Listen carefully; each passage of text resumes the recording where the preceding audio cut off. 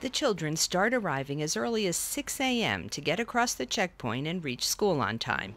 This isn't the West Bank. It's a part of the city of Jerusalem that is behind the barrier Israel is building to keep its citizens safe.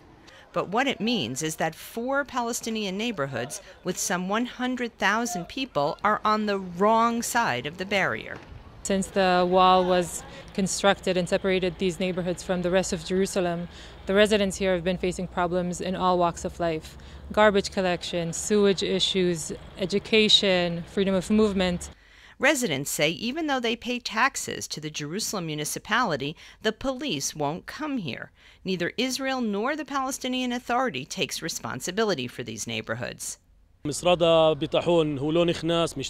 a lot of crime and theft, a lot of drugs. This year we've already had 2 murders. People live in fear.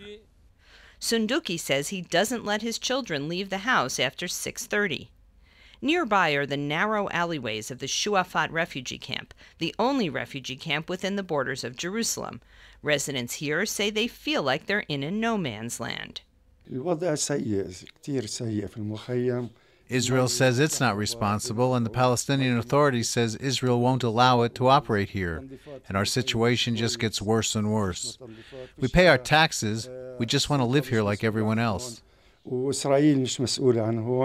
Some Israeli organizations have appealed to the Supreme Court to help these residents get services.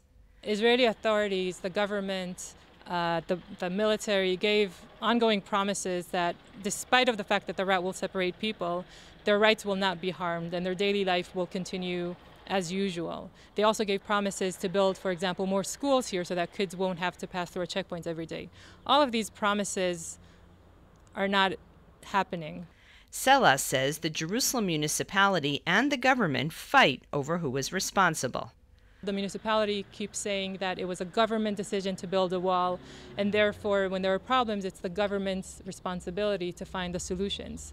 But of course, it's the municipality's responsibility to make sure that kids here can go to school, to make sure that people have running water, that there's a sanitation system. So the 2 authorities, the local and the national, are throwing the responsibility on each other's shoulders, with the residents stuck in the middle getting nothing. For now, residents are taking matters into their own hands. Sunduki says they've put up hundreds of cameras around the neighborhood to try to stop crime. He looks at the neighborhood of Pisgat Ze'ev across the barrier and sighs. We're asking the municipality for something simple. Just let us live. We want a tiny bit of our rights. We're Jerusalemites. Just give us some of the money they take from us and use it for trees, flowers, and water over there. Just give us water and schools. For the Media Line, I'm Linda Gradstein in Ras Al Khamis.